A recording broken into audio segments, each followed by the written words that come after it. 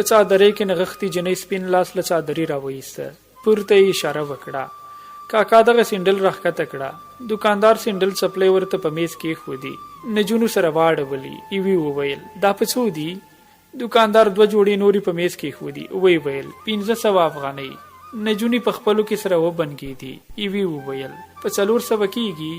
دوکاندار مسکا وکړه. نه خورې 430 موږ ته راځي. بلې وویل 2 جوړه درنه اخلو، لږه ګزاره وکړه.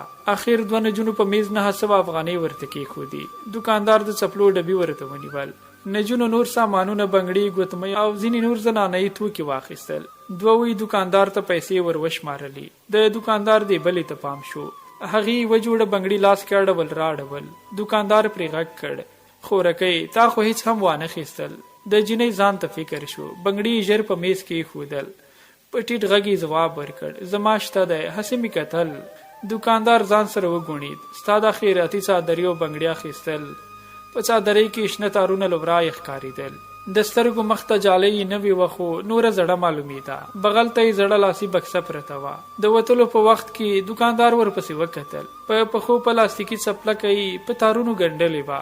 دوکاندار د سامانونو په کېښودلو بوخت شو.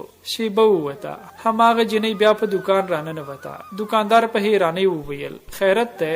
جنۍ لاړې تېرې کړې. هماغه وړو بنګړۍ ورته یې ګوته سیخه کړه. دغه بنګړي راکړه. دوکاندار بنګړي په میز کې ایښودل. جنۍ له دس کول څخه یو وړوکی بنګړی راوویسته. له دې نورو سره یې وکاته. جوړ وه. ورته کړه یې دا په څو دي؟ سړي وویل درجن 13. جنۍ په دس کول کې لاس وتپاوه.